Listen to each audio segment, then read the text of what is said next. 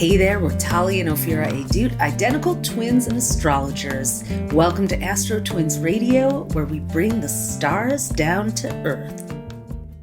Hey everyone, it is the week of radical disruption, power grabs, power moves, and a little bit of romance on the back end.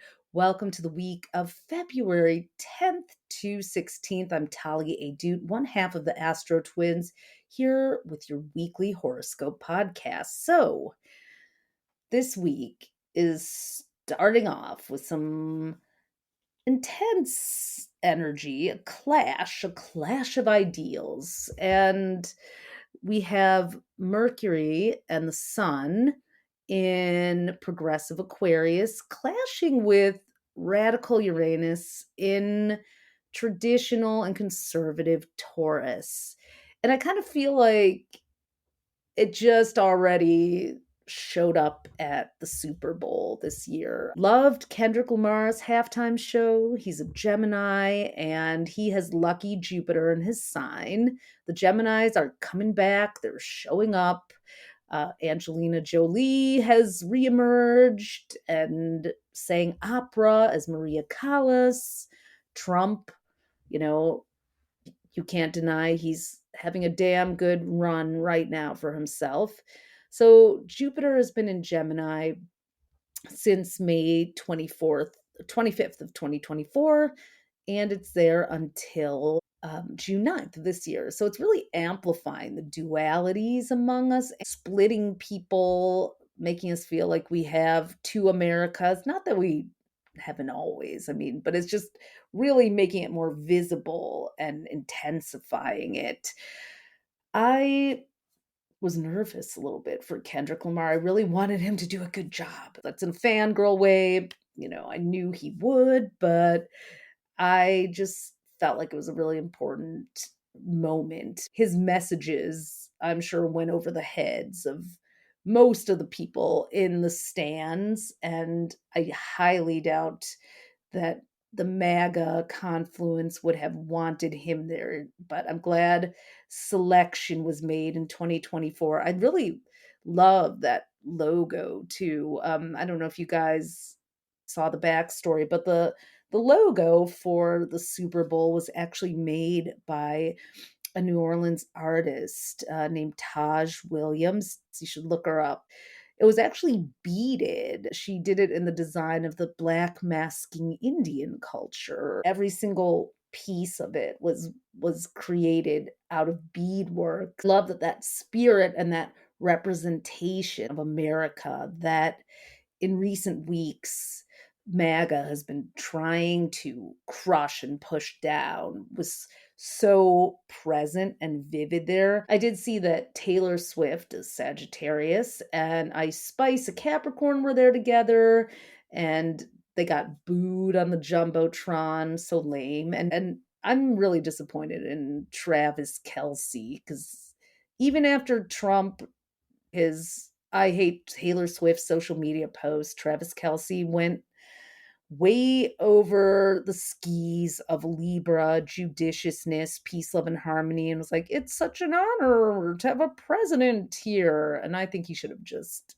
not said a word. But Libra, Serena Williams, made up for it by coming to Taylor's defense. And we'll leave all the Super Bowl tea for you guys to check out on social media on your own because you'll be scrolling through it and sick of it by the time you listen to this, I'm sure.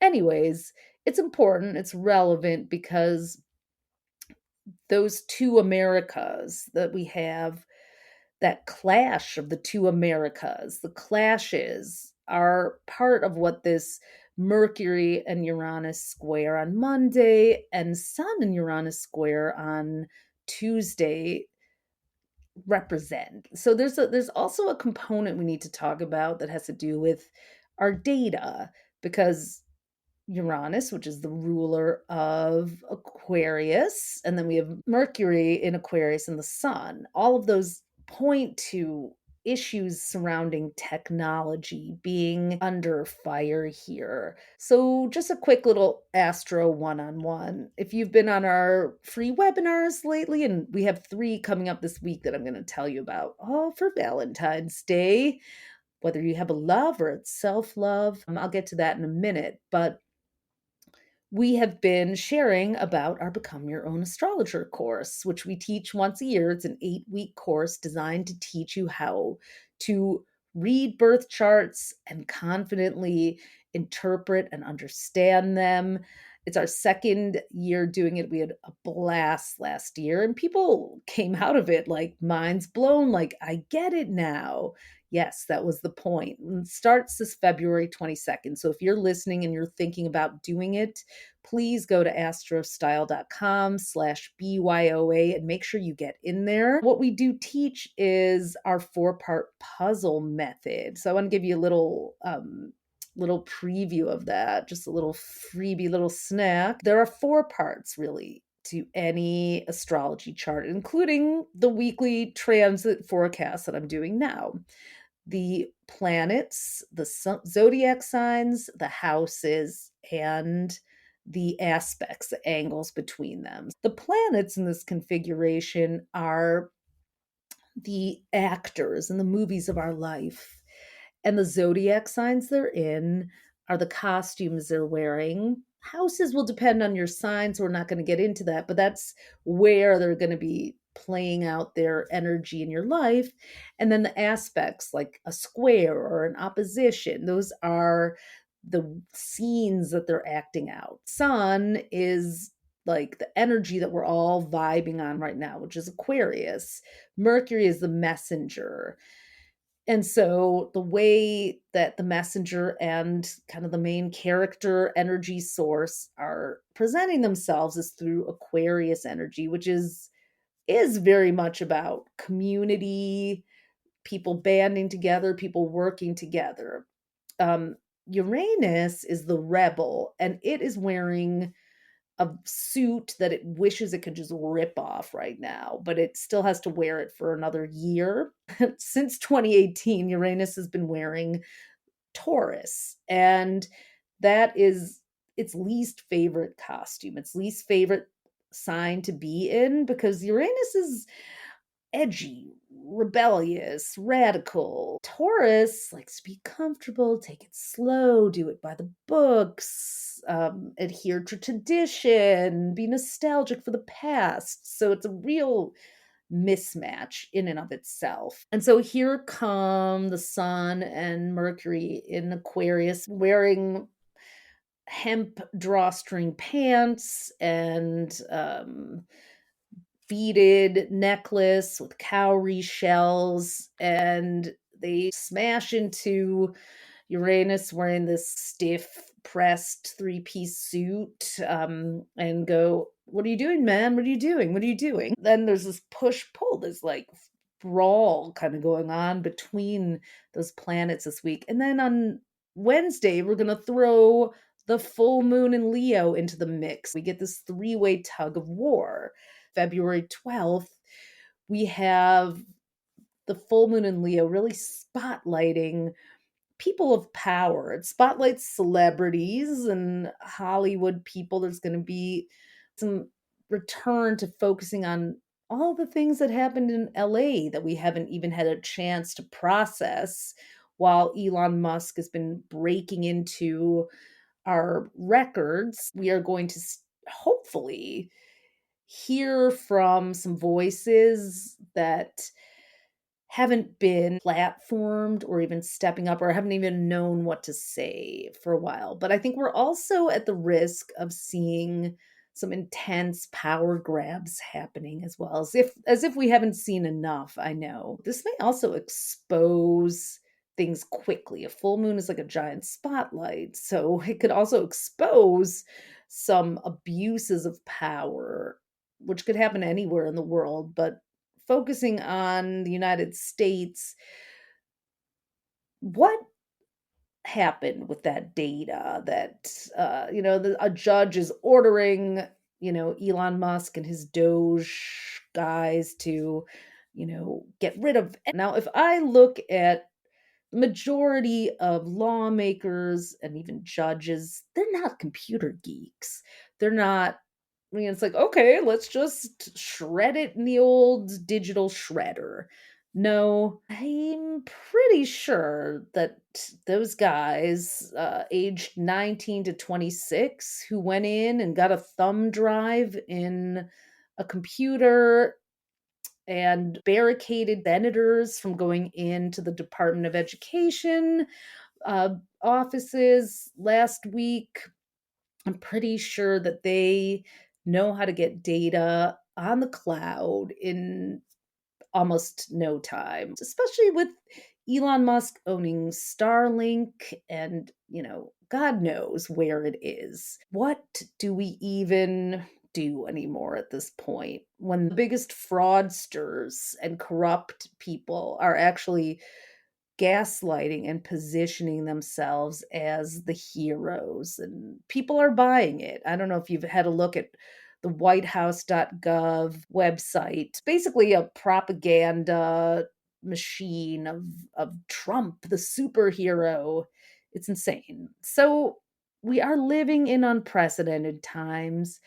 This week does bring some potential for things being exposed. Will it matter? I don't know. It does matter, but will we be able to actually do anything about it? It's almost like the only way to gain a sense of control and power is to completely go analog, but then you're cut off from community, you're cut off from society, which in terms of your mental health might be the best possible thing right now. But don't cut off, don't check out just yet. We're not ready for that. Let's just wait till they go to Mars and then we'll take back the planet. Going back to Jupiter being in Gemini, Jupiter and Gemini is a media circus of a time. Everything is so hyped. I'm compulsively scrolling and I can't seem to stop myself. I feel like I'm on Jupiter's doom scrolling loop, and we're all processing information really fast and not sure what to believe, or soothing ourselves with that, like those little hits and bits of communication. But it can also lead us down all kinds of rabbit holes. The full moon in Leo on a personal level is helpful in terms of just regaining a sense of joy and finding it where you can. This might actually be the encouragement that many of us need to be a lot more mindful about our consumption of data, about where we put our data, about how we protect our data. So it is Valentine's week, and if your nervous system is capable of relaxing enough for romance, or if it isn't, you can start that now. 3, 2, 1, because we do have some nice, soothing, loving energy coming in on Friday. Mercury, the messenger, is moving into Pisces, meaning it's going to put on the poet's garb. It's going to put on the romantic, the old-fashioned romantic costume.